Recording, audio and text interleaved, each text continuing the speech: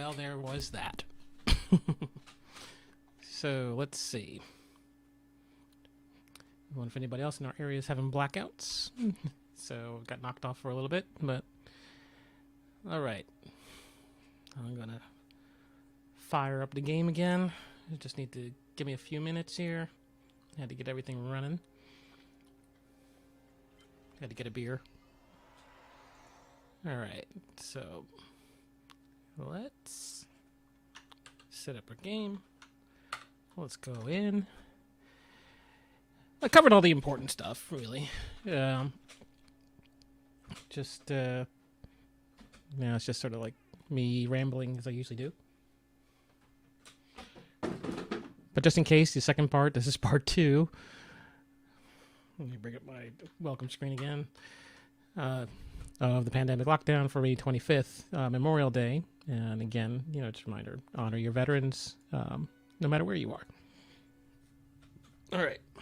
But for us in the United States, it's particularly important for us to stay.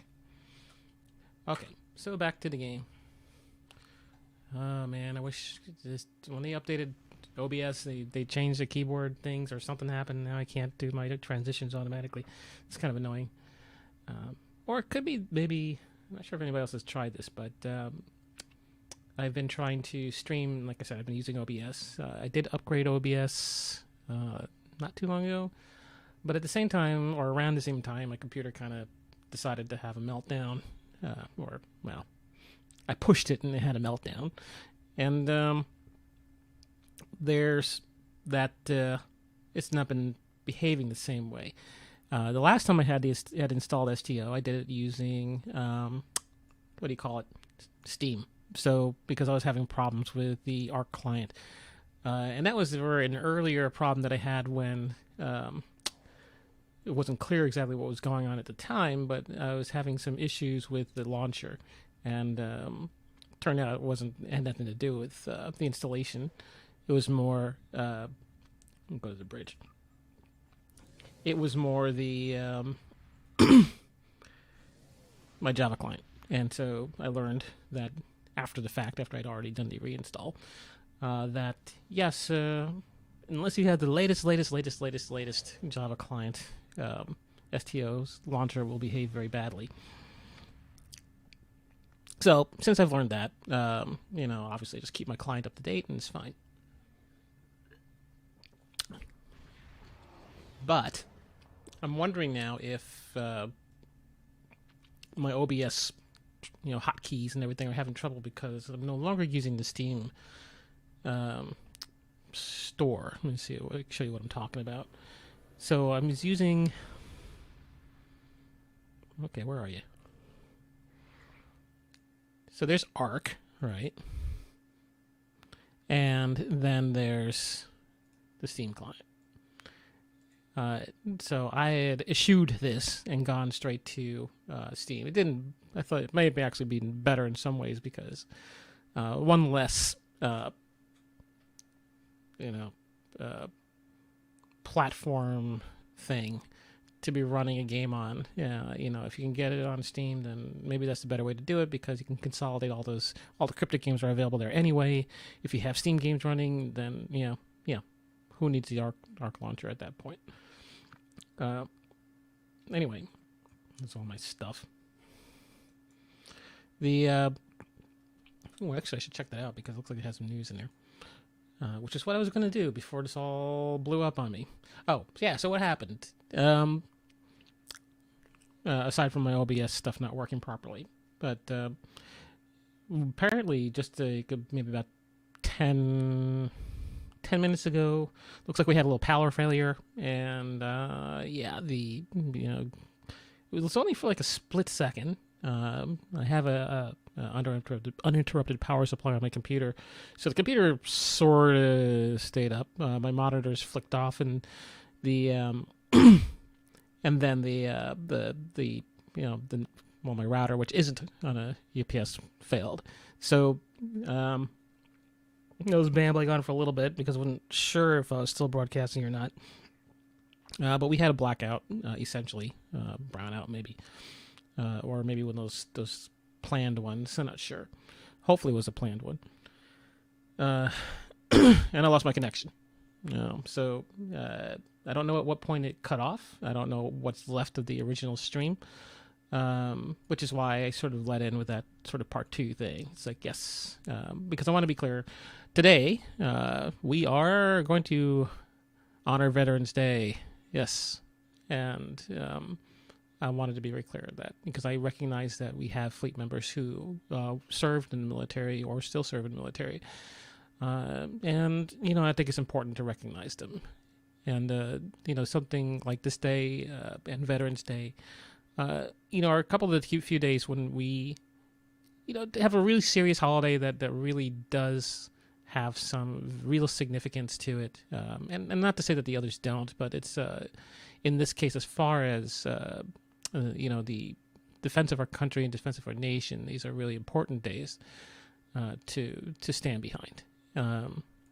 There are others of these that are important. I like to, whenever I get a chance, we have Martin Luther King Day, and Black History Month, which are, the days we honor the civil rights movement and all the sacrifices that were made there and the progress that has been made there, honestly, which continues to need to be reminded, because what we don't remember, when we forget our history, we make the mistakes.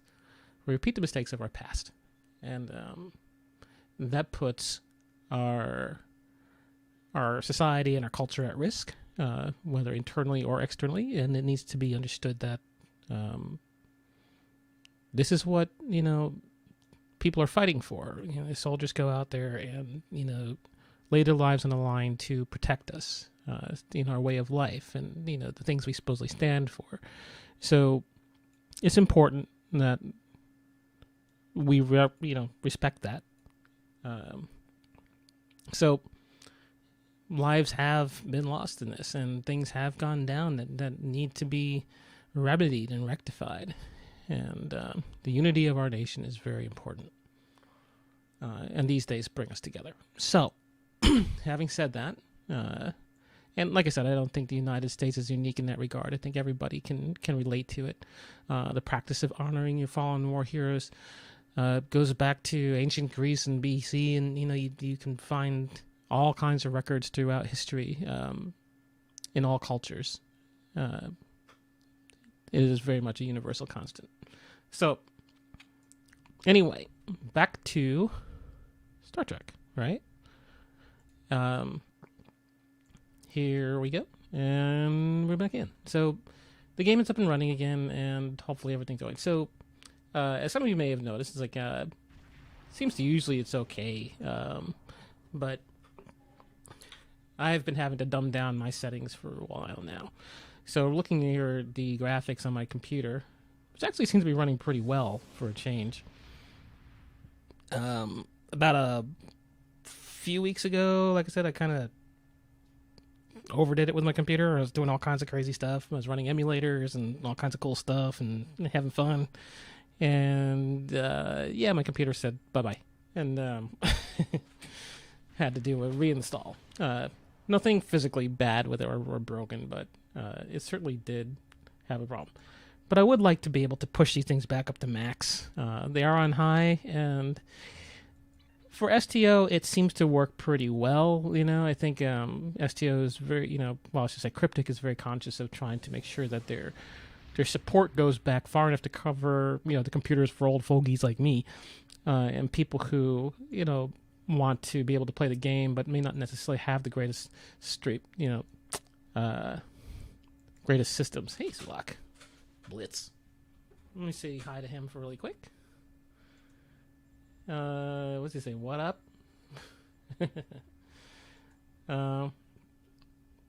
Yeah, what up, Blitz? Or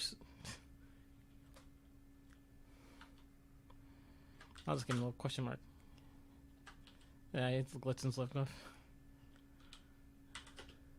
Hiya. So,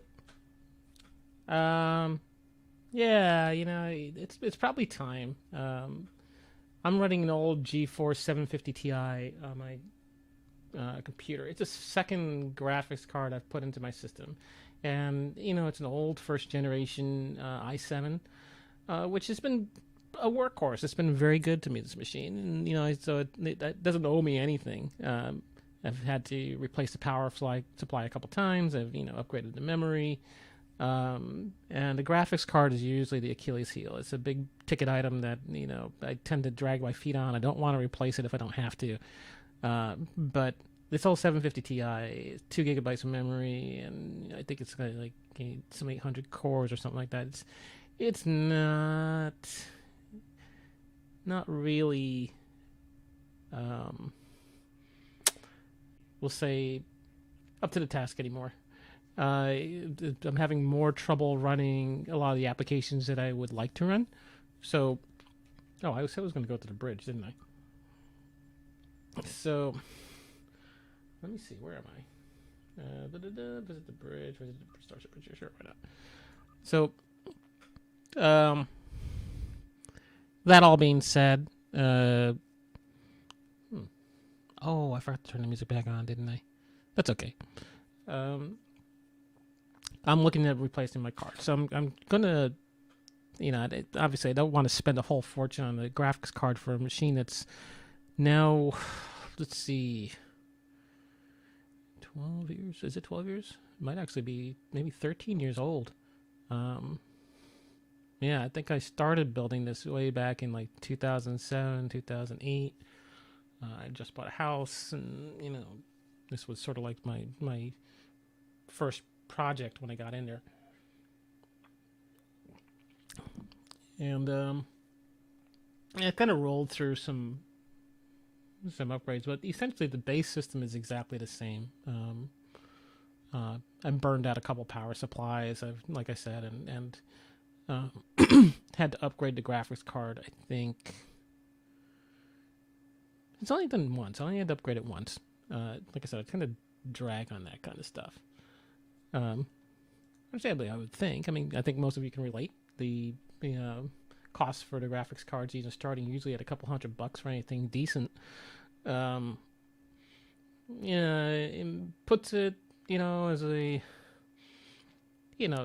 gaming isn't my first priority, honestly. I mean, there's other things that I need to attend to first that come before it. And being a homeowner and other things, and maybe not having the biggest salary in the world, wouldn't necessarily make it easy for me to accommodate a whole lot of very expensive cards. I mean, I would love to have like those $1,000 graphics cards, like the 2080 or something like that, but it's just not going to happen.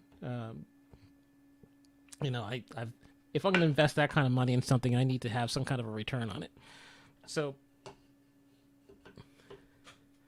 unless I'm making a gazillion dollars, which I'm not, obviously, not a pauper, but hey, they're just being honest. It's not, I can hold my own, and I can support my family. I can take care of business, but I do that by making sure my priorities are straight. That being said, I have been investigating upgrading the cards that I can afford. And so something in the $200, $300 range is fine, I think.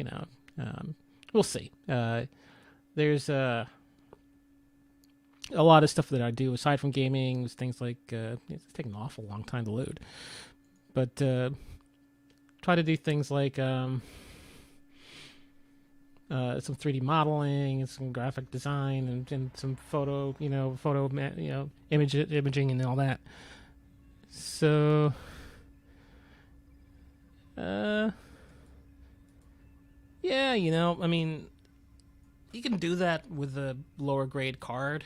It doesn't have to be the highest or the Cadillac of all, graphics cards. But I like the game too, and I want my games to look good, or at least work. If I were to try and load up, I talked to who was I talking to about it? My old friend Eric there, Mr. Roberts, about Guild Wars 2, and I went and loaded it back up. I remembered all the things that I had problems with it, and I remember now why I had actually uninstalled it. Not that it's a bad game; it's a very beautifully crafted game, Guild Wars. I do recommend giving it a shot just for the visuals, but they do get into that sort of grind feed kind of thing, so be aware of that. Yeah, they're looking to make a buck through the micro economies and all that. But you can get pretty far in the game without it. You know, it's a free download, I believe, and you know, before you have to start feeding into it. And you know, but I mean, it loaded, and at first I didn't notice any problem. Or the things that I did see, I didn't recognize as being problems at first, and then like kind of as I tried to play it a little bit, I was like, I see. Where half the graphic elements weren't loading and things weren't coming up or appearing properly, and you know, I don't think it's the base system because I just reinstalled everything. So the yeah, I don't think that was it. And the number one culprit, you know, STO has been complaining about it since since about a year, and you know, I think I've also tried to run things like I tried to play Star Citizen 2, which is again another cool game, which is a perpetually in beta, which is very aggravating, and you do have to pay for that. So I don't recommend going there if you don't have to.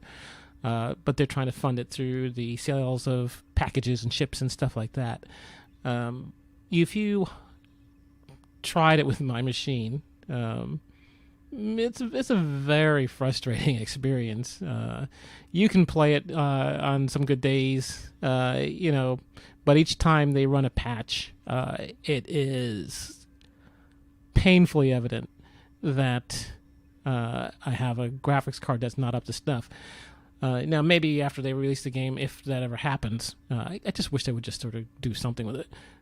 But if they ever release the game, I assume that they would build some downward compatibility for lower-end systems and everything else, you know, just to broaden their base.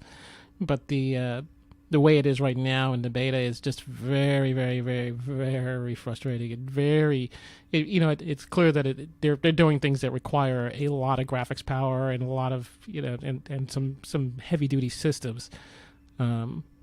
16 gigs on the i7 first generation with 2 gigabytes, memory, GRAM on my graphics card. Probably is not touching, not quite up to snuff. It's just time has been sort of weighing in on these things. Ain't it right, Kik? So my plan is to probably invest in the last graphics card for the system that I'm probably going to. That's what I'm thinking. Get like the 1660 or something like that for NVIDIA, which is sort of one of my go-to ones. Though I have been thinking of switching to the Radeons. I have nothing against like AMD and everything, but I just never really. I always sort of. I shouldn't say never. I really kind of focused on using the Intel side of stuff, and so along with that, I tended to use NVIDIA and their products rather than the AMD stuff. So. But I'm thinking maybe I'll take another look at it. I haven't had an AMD card since, maybe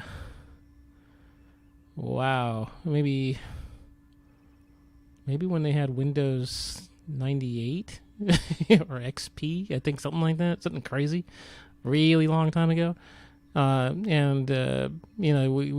were running the, what was it running? I was running the All-in-Wonder, which was pretty cool. So that was like a frame capture, so you can actually capture video and you can do editing. And it was a relatively inexpensive card for that kind of process at the time. Now it's like, you can't even find anything to plug that thing into. Still have it somewhere, but I don't know. It hasn't seen daylight in God knows how long. So,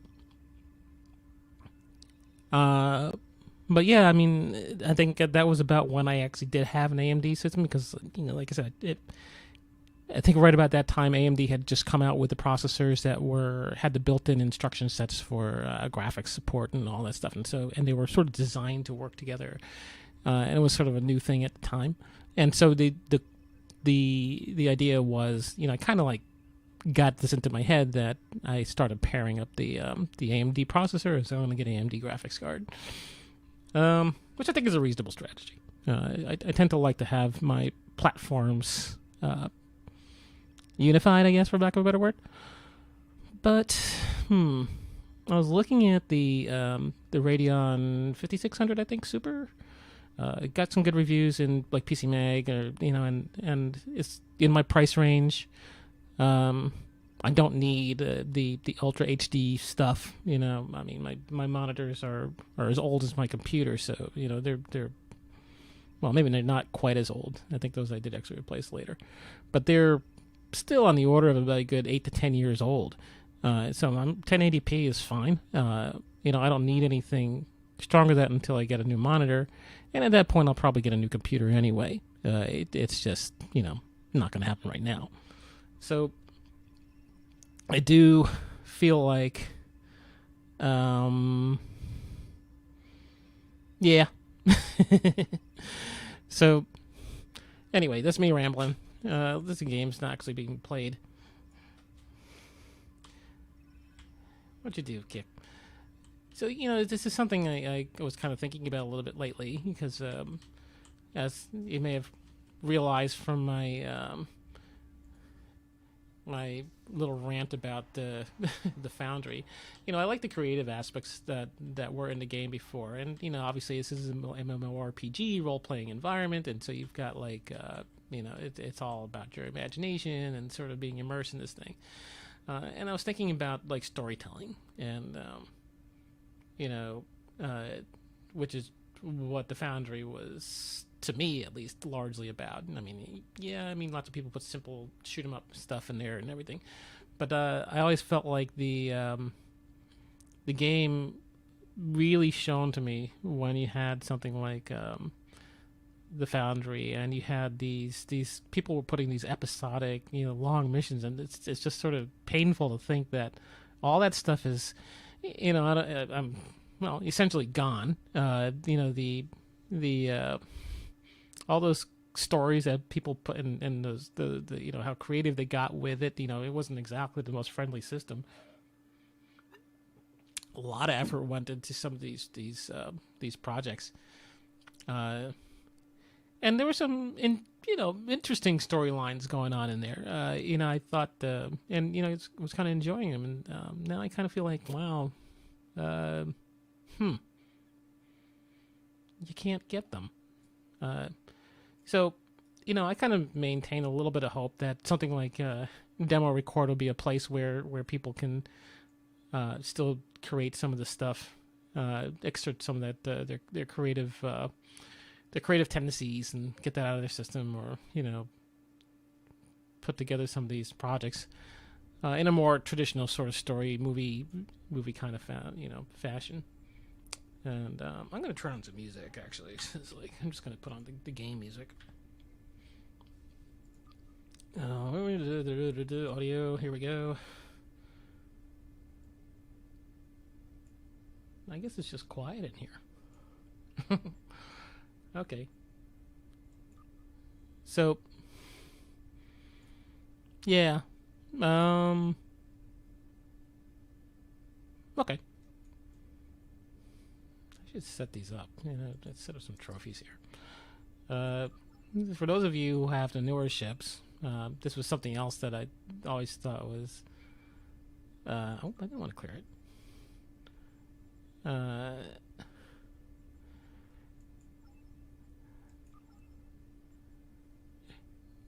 This is the old maps that used to go along the interiors with the ship. So they were all the same. For the most part, you had a couple of variations for different things, and but in the very beginning, back in 2010, this was the original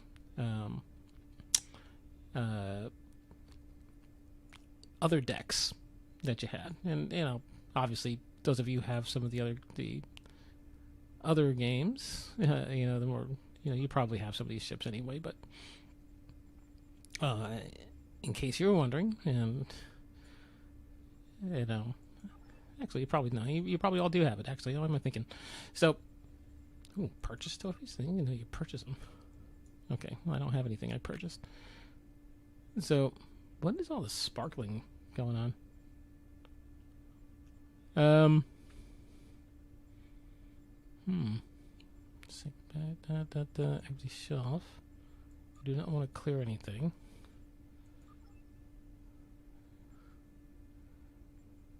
Okay, so set up trophies. Okay, there we go. So, Intrepid. I think I have Intrepid up there already, don't I?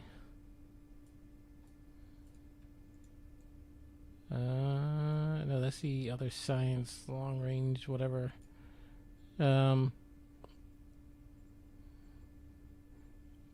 Trophy shelf 3. So I would put Prometheus was one of the ships I was flying around for a while, right?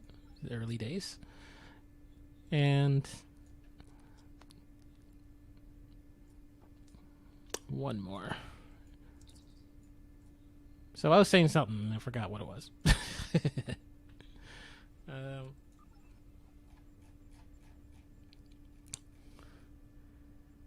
Cheyenne, Galaxy, Miranda, Sovereign, and Miranda.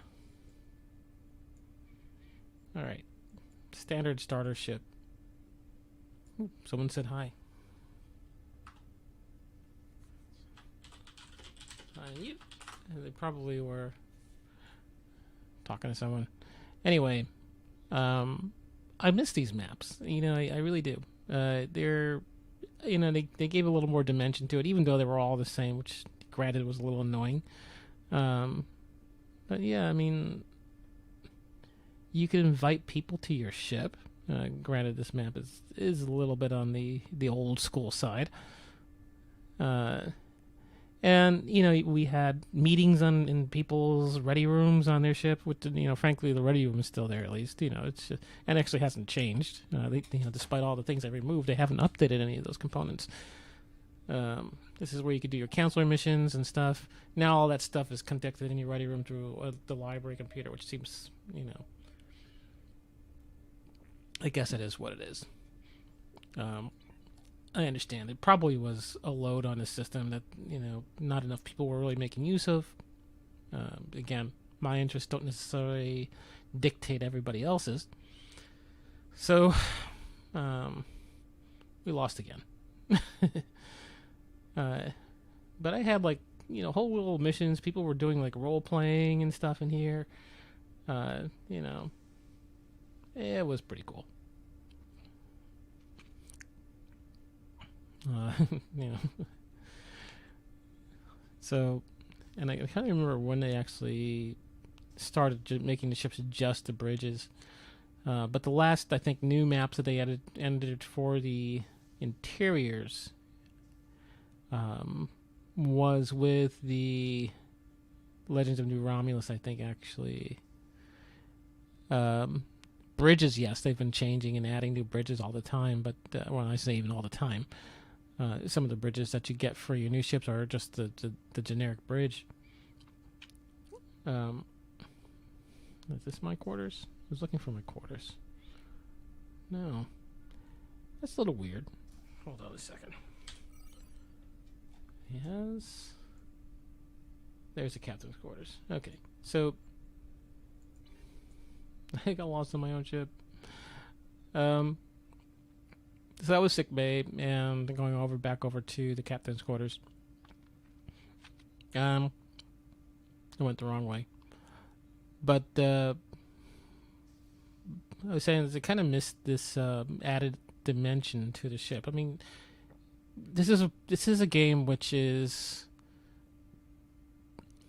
I would say, built on that franchise. And granted, yes, the gameplay is, you know, the detail in terms of customizing the abilities of your ship, and I think that's important. But it, you know, honestly, it's a lot that they put into that. You know, they that system is fairly complex. I'm not sure if it's the most complex I've ever seen, but it is certainly. I mean, you know, you look at all the things you can configure on your ships, between the traits and the skills of your captains, combined with, again, the traits and skills that you set up with your ship, well, all the things you can do with your ship, and how you configure it with all the different. Ooh, I'm missing something. Let's go stuff an auxiliary battery in there, but you're missing and this is important. Your bridge officers and stuff. It makes for a rather unique. I don't want to say relatively unique, but actually a lot of games I know now actually allow you to do this high customization of all your skills and everything else.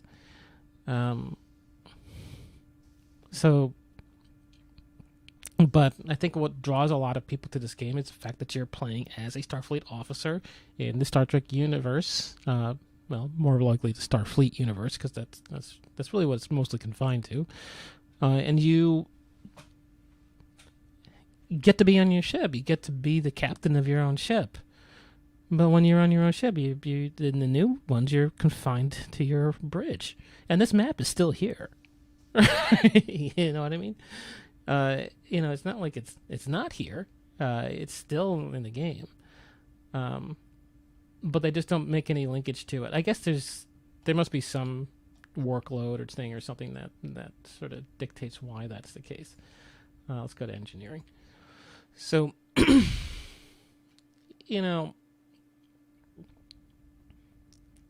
again, like this is like you want that kind of immersion into your this little world. No, that door's locked. So why are you restricted to your bridge? Granted, like in most of the TV shows, yeah, you spend most of your time on your bridge. Well, hey, make it easier to get to the rest of it. I was thrilled when the Defiant came out and they had the little escort bridge, interiors, and you could actually go around your a slightly different map. This is old school, right back to the very first days of the game with the transporter over there. No, that's not a door. So why not? I mean, why not just keep doing what you're doing before, or allow people to use these generic maps? If we're a matter of all the little customizations that are going, then do what you did with the bridge in terms of like moving everything around. You just tie it to a generic set of configs that you can actually, you just get when you walk around your ship, and each new ship you get, it just uses the same configs. So, yeah, again, I feel like another sort of missed opportunity. Again, like I don't know if you guys actually ever play those old STOs for the first generation of the game. This was actually, again, part of that map system.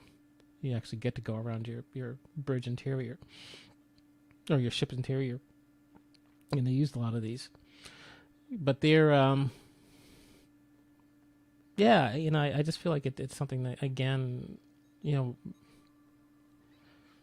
mean, how difficult would it really be to tie these into the newer bridges? The only problem I can see with it is obviously if you look around, it's a very dated, I should say very dated. It's somewhat dated. I mean, it's not a glaring problem or anything like that, but yeah, I get it. It's probably, hey, look at our cool new bridge, and then look at our old school stuff from like 10, 15 years ago. But still, it's like your ship. You're in the ship. The point is like, it's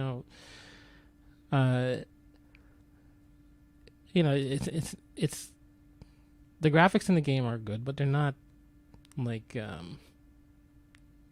the best graphics I've seen in any game. The ships are cool, but I want to go inside the ship. I want to see what's going on inside here. I want to do the stuff that's all this stuff. Being able to walk around, I can go to the engineering section and boss my peons around. Get to work, you. And there's you have all these things. Why not? Why not just tie that turbo lift back up, to the bridge so people can go back to these other areas and do stuff. You can even leave the stuff all concentrated up in the ready room. It doesn't necessarily mean you have to change the rest of the stuff. And all it would really be is just a map transition, which is exactly what happens anyway. So, yeah, I guess I'm ranting. I should stop ranting. Making a game is not easy business. I do recognize that. And I think for what was maybe available at the time versus what is available now, maybe a different matter. And that might be what's driving these decisions. Anyway, I'm not entirely sympathetic. Let's go to my ready room. Someone talking about it. It's the only place I haven't visited. Oops. On the ship. There we go. All right. Take a seat, Kik. Sit on your sofa. You've had a long day. So,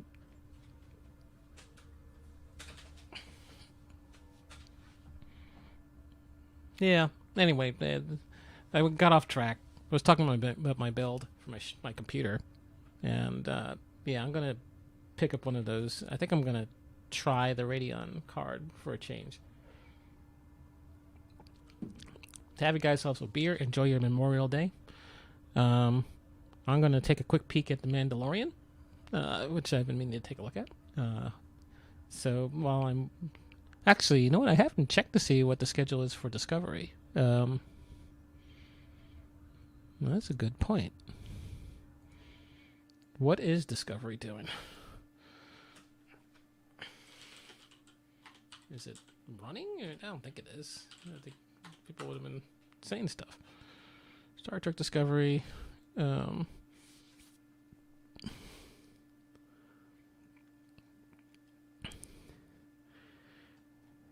production value on here is an awesome show. So, I'm looking for. Picard was pretty cool. I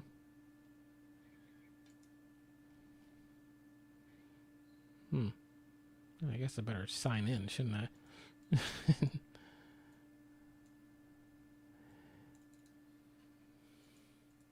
So let's see. Star Trek Discovery. So was it season 3 they left off on? Season 3. Coming in 2020, but delayed by the lockdown. 900. So it's a delay by 930 years. We're never gonna see the damn thing. I wonder if that was still in production when this whole thing took place. Let's see what this says. Release date, trailer, new teaser, and more. Discovery has been a long time coming, but we'll see. But while we see the first show back in October, finishing the season is challenging in the current climate as of May 2020. Discovery 3's visual effects and sound mixing is being finished from home, meaning a release date might... okay. It's all post? Well, that's... Okay. All right. I can live with that. So their post-production looks like it's all in the works. I wonder... Yeah, I kind of wonder how that works. So, yeah, it's kind of like a question at this point, I'm having. It's like, well, I'm sure that for all the stuff for the practical effects, right? I hope that they'll film them all. I hope. But a lot of people, I guess, are. Yep, I guess this is why it's delayed. Though I kind of suspect that it's not. Honestly, the back of my mind is something's telling me that they're going to probably wait till almost October to release it anyway. Let's see what they show here. Oh, this is the old one.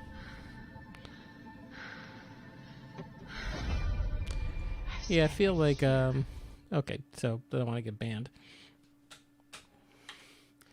But the yeah, I'm kind of curious to see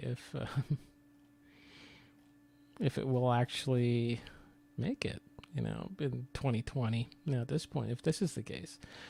But I guess if it's all, like I said, all the practical effects are done, all the filming is done, all the, things that require physical stuff, then what is it like? I mean, obviously there's a lot of YouTubers that have been making their own movies and doing their sci-fi stuff entirely with no practical models or whatever. Everything's done CG or with very limited, like I said, practical effects. So it's kind of curious. It might be the case that yeah. I mean, I guess this is a good test of whether or not a lot of this stuff can be ported to people at home. I feel like actually it's a great experiment. If people can actually accomplish this at home, which I don't see why they wouldn't necessarily. I guess other than sort of the meetings and discussions, which we're finding a lot of people doing in Zoom.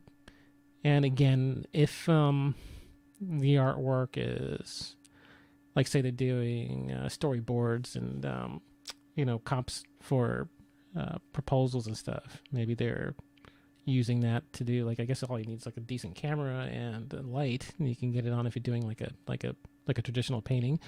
Or if you're doing like digital stuff, then you got electric file, you can show up there anyway. So yeah, I'm kind of curious. I think a lot of money is spent in a business, particularly like the entertainment business. If you're spending a lot of money on an office, a lot of money on a whatever, I wonder how much of that is actually driving the cost of some of these productions. Maybe not much, honestly. Usually it's marketing and the talent and obviously the workforce.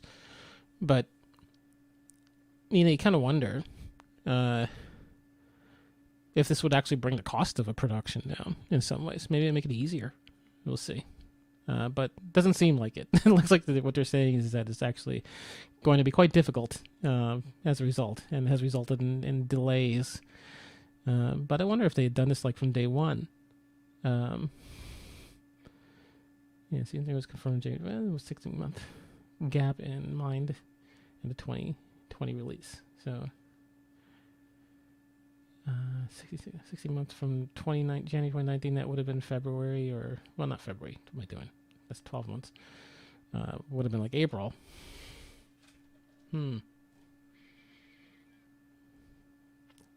Anyway, I'm hoping we'll see it. It'll be pretty cool. And I'm hoping, that it'll look good too. I guess they do have some pretty darn high production values, and I guess the problem I can see with it obviously is that people don't have those, maybe like the $10,000 systems that they might be working on in those studios. So maybe that's why that might put a damper on the whole work from home thing for film production. All right. So let's see. Let me get out of the internet. And yeah, it's cool. Let's see. So I'm talking to the local map, and I'm pretty sure that on my bridge there's nobody else on the map with me. So that was kind of silly. Let's see. Kick the hoarder.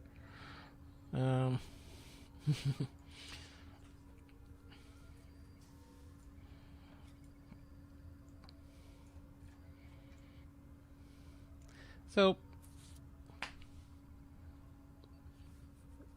yeah, me babbling. Okay. So again, I'm looking forward to getting my graphics card. Don't know how long it's going to take to get me, because obviously with everything going on, and again, like, I just want to remind everybody, the other thing aside from Memorial Day is that, obviously going through this pandemic, we are now trying to push towards reopening and everything else. But I want to remind everybody to be careful. Remember that this virus has no vaccine at this point. Treatments are uncertain. And, we don't know enough to do things, to guarantee people's safety or the safety of those who are around them, like in their families and such. And it seems like every day in the news we come up with something new and traumatic.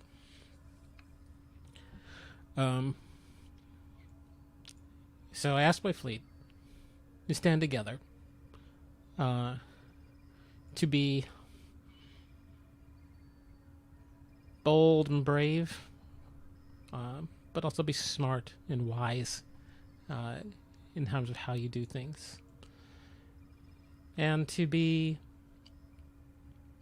compassionate and understanding of the people around you. And remember that, in so many ways we are in all this really literally all together. The virus is largely an equalizer, though it does seem to be picking on certain groups. But the effects, either direct or indirect, are felt by everybody. So keep that in mind. You may have differences amongst us, but we are still your countrymen. We're still your neighbors. We still, should be trying to find our common ground and work together to seek a solution, one that minimizes the cost in terms of life, and at the same time, allows us to, understandably get back up and running. And it may require that we actually have to do that, sort of step forward and sort of blindly step forward into an unknown circumstance, a dangerous one, to reach a goal. It may be inevitable that we have to take that risk, but let's do it responsibly. Let's do it smart. Let's try, and I think if we do, then hopefully the cost won't be too high. That being said, I want to wish all of you the best for tonight. I'm going to wrap this up. I've been going on for quite a while about a ton of different things. Who knows, maybe next time, if shipping is up to speed, I will have my new graphics cards and everything will be running quickly, and maybe some of these people in the background won't look so much like Fisher-Price players. Be